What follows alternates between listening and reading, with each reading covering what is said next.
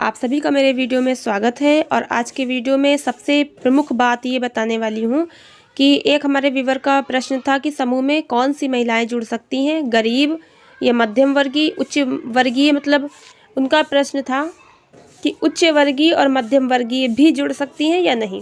इस पर हम लोग बात करेंगे और साथ ही आज समूह के बारे में पूरी डिटेल हम आपको बताएंगे कि समूह में गरीब महिलाएं जुड़ती हैं तो गरीब कौन होती है, गरीब महिलाओं में क्या क्या ऐसी बातें होती हैं जिसको हम गरीब मानते हैं, और अगर वो समूह से जुड़ जाती हैं तो उनको लाभ क्या क्या होता है, पैसा जो सरकार लोन के तौर पर हमें देती है समूह में वो किस हिसाब से मिलता है, ग्राम संगठन का क्या है और समूह का क्या है, हमें कैसे समूह चलाना है, ग्राम संगठन में क्या होना है, इसके बारे में आपको मैं इस वीडियो में पूरी जानकारी बताऊंगी जो सरकार के द्वारा आजीविका मिशन के माध्यम से हमारे स्वयं सहायता समूह गाँवों में चलाए जा रहे हैं। तो ग्रामीण क्षेत्र में जो समूह बनाए जा रहे हैं महिलाओं के, उसके बारे में मैं एक समरी करके आपको समूह के बारे में पूरा समझाने की कोशिश करूंगी। तो वीडियो को पूरा एंड तक देखिएगा और आपको जानकारी मिलेगी। और वीडियो अच्छी लगे लाइक कीजिएगा, चैनल को सब्सक्राइब नहीं किया है ज़रूर कर लीजिए ऐसी इंपॉर्टेंट जानकारी के लिए, और बेल आइकन को प्रेस कीजिए, ऑल पे क्लिक कर लीजिए।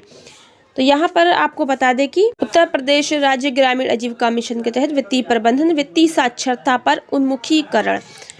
तो सबसे पहले आपको बता दें कि गरीब कौन है। देखिए, समूह महिलाओं के ही बनते हैं, तो अब गरीब कौन है ये तो देखना होगा। नंबर 1 है मजदूरी करने वाले। जो भी महिलाएं जो है घर में हैं, अब ये जरूरी नहीं कि महिला स्वयं मजदूरी करती हो, महिला खाना पकाना करती पर उसके परिवार में पति और उसका बेटा या कोई भी मजदूरी करते हैं, परिवार की आय अच्छी नहीं होती, परिवार नहीं चल पा रहा, तो मजदूरी करने वाला अगर परिवार है तो वो महिला भी गरीब मानी जाती है।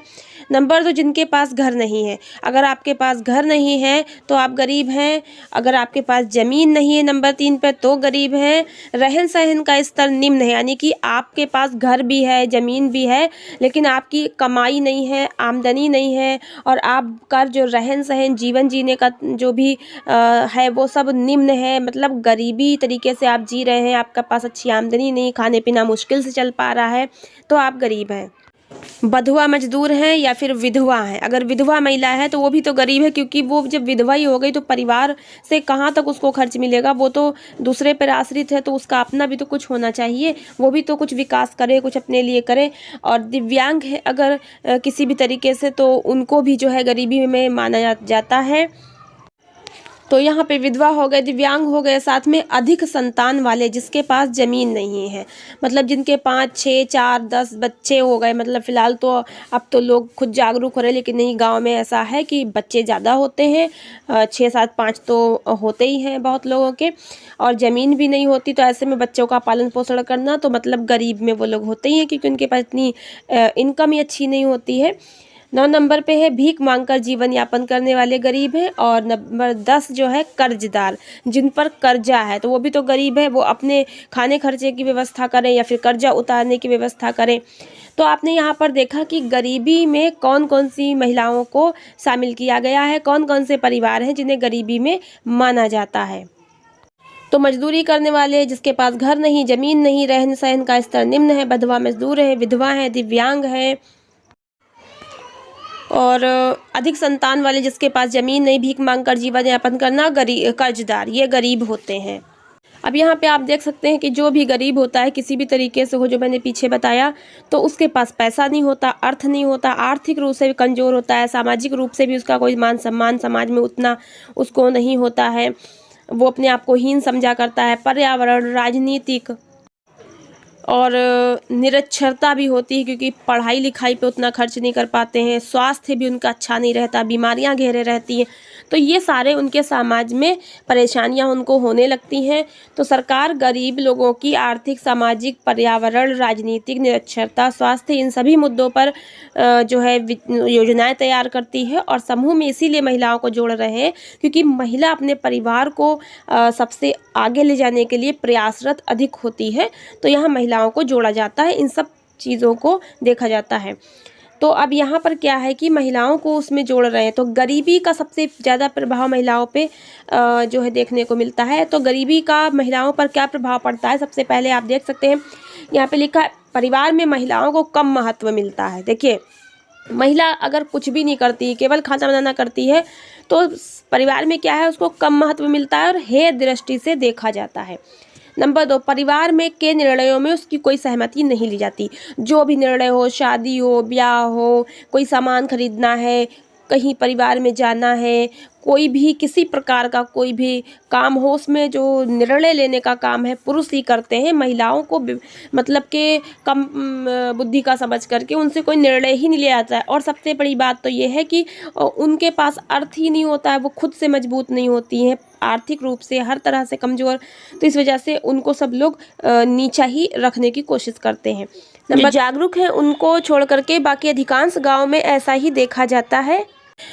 लेकिन फ़िलहाल उनके पास इतना समय का कमी होती है घर के घरेलू काम करने की वजह से, कि अपने खाने पीने का ध्यान नहीं रख पाती, और परिवार के लोग भी उतना ध्यान उन पर नहीं देते हैं कि वो महिला ने टाइम पे खाना खाया कि नहीं। पर्याप्त संतुलित आहार भी उनको नहीं मिल पाता है। गरीबी की वजह से वो काफ़ी कुछ सहन करती रहती हैं और संतुलित आहार उनको प्राप्त नहीं हो पाता। शिक्षा से वंचित रह जाती है। गाँव में अधिकांश जो है महिलाओं को पढ़ाई के मामले में पीछे रखा जाता है। आज भी देखा गया है, और मैं भी देखती हूँ अपने आसपास के क्षेत्र में कि आज के समय में भी जो लड़कियाँ हैं, महिलाएँ हैं, शिक्षा के क्षेत्र में बहुत पीछे हैं। राजनीतिक क्षेत्र में आगे नहीं आ पाती। उनके नाम पर कोई ज़मीन या घर भी नहीं होता है, सब कुछ पुरुषों के नाम होता है। हर काम पुरुष करते हैं, महिलाओं को घर के बाहर निकलने ही नहीं दिया जाता है।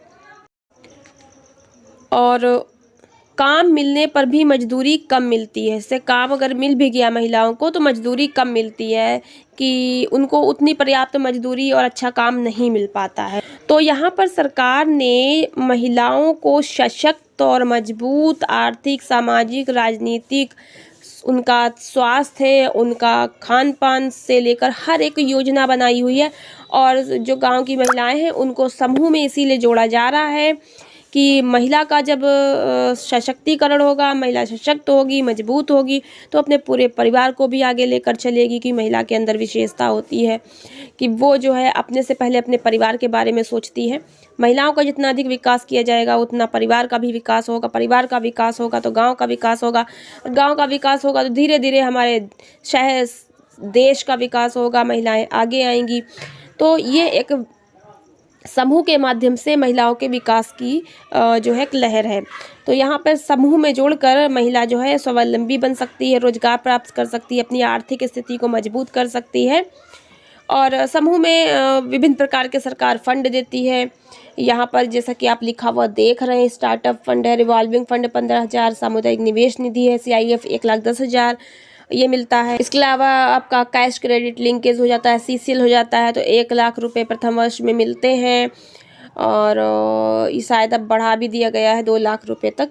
फिलहाल जैसा भी है, CCL होने के बाद आपको इसका ही पैसा मिलता है। पंचसूत्र का पालन करते रहने पर आपका सब कुछ सही चल रहा है समूह में, तो आपको लाभ जरूर मिलता है। और यहाँ पर मैं ग्राम संगठन की बात कर ले तो आप देख सकते हैं ग्राम संगठन में भी स्टार्टअप फंड 75,000, जोखिम निवारण निधि, एक दीदी का 1,500 रुपया आता है। जितनी भी समूह की दीदियाँ समूह में जुड़ी होंगी, वो जो समूह पूरा ग्राम संगठन में जुड़ता है, पूरा समूह ग्राम संगठन में जुड़ता है। समूह में जितनी भी दीदी होती हैं सबका 1500 रुपये के हिसाब से ग्राम संगठन में पैसा आता है। ये आप अच्छी तरह जान लीजिए अगर आपको नहीं पता है। आज भी अगर आपको नहीं पता है, ग्राम संगठन की मीटिंग नहीं होती है, वो लोग नहीं बुलाते, तो आप वहाँ कह सकते हैं मीटिंग करिए। सब कुछ ग्राम संगठन की जानकारी समूह को भी होनी चाहिए, क्योंकि ग्राम संगठन में हर दीदी का 1500 रुपया के हिसाब से पैसा आता है। आजीविका निधि का 2 लाख आता है। प्रेरणा कृषि उपकरण बैंक, ये भी 2 लाख रुपया आता है ग्राम संगठन में। और इसके साथ ही आपको बता दें कि आजीविका ग्रामीण एक्सप्रेस योजना के तहत यहाँ पे भी पैसा आता है।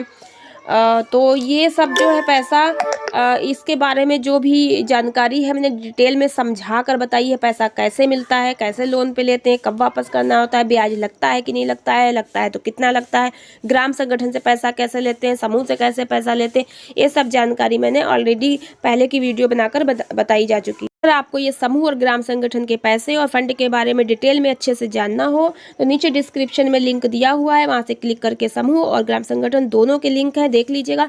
ऊपर आई बटन में मिल जाएगा, लास्ट में एंड स्क्रीन पर जब वीडियो पूरी आप देख लेंगे तो लास्ट में एंड स्क्रीन पे वीडियो लगी हुई मिल जाएगी, तो वहाँ से भी आप देख लीजिएगा। चलिए आगे बात कर लेते हैं। अब जैसे हमारे एक व्यूअर ने यहाँ पे हमसे पूछा था कि विजयपाल चौधरी जी हैं, इन्होंने पूछा था क्या स्वयं सहायता समूह में मध्यम वर्ग और उच्च वर्ग की महिलाएं शामिल हो सकती हैं। तो जी हाँ, ऐसे ही आपके इंपॉर्टेंट प्रश्न होते हैं जिन पर मैं वीडियो बनाती हूँ, क्योंकि ऐसे प्रश्न कई लोगों के मन में, तो चलिए मैं आपको बता देती हूँ। देखिए, जो समूह में हर दीदी की एक एक पासबुक दी जाती है, व्यक्तिगत पासबुक होती है, जिसमें दीदी का 10-10 रुपया जो वो हर मीटिंग का जमा करती है वो लिखा जाता है। उस बुक में जो उसका बायोडाटा भरा जाता है, फ़ोटो वगैरह चिपकाते हैं। तो मैंने पूरा पेज नहीं लिया क्योंकि किसी की बुक का था।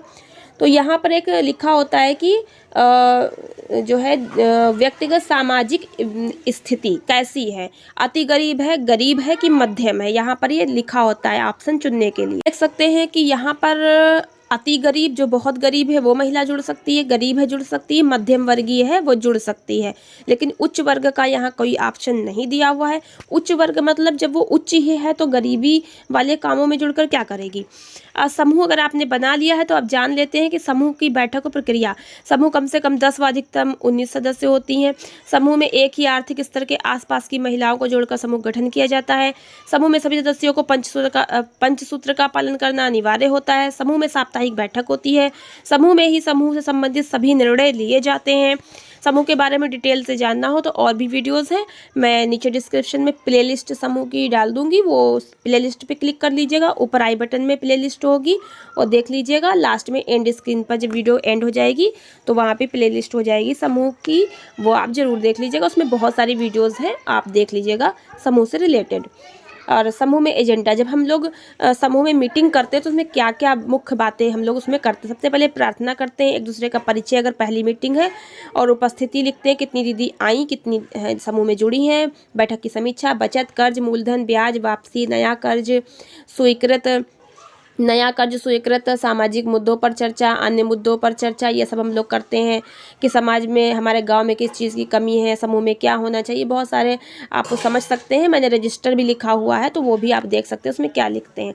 ग्राम संगठन का बैठक व प्रक्रिया, जिस तरह से दीदी एक एक दीदी जुड़कर 10-12 दीदी मिलकर एक समूह बनाती है, वैसे एक एक पूरा समूह मिलकर 5, 6, 7, 8 समूह मिलकर एक ग्राम संगठन बनाते हैं। तो कम से कम 5 समूहों को मिलाकर एक ग्राम संगठन का गठन किया जाता है। 4 से 5 माह पुराना, जिसको रिवॉल्विंग फंड प्राप्त हो गया हो और पंचसूत्र का पालन कर रहे हों, ऐसे समूहों को जोड़कर ग्राम संगठन बनता है।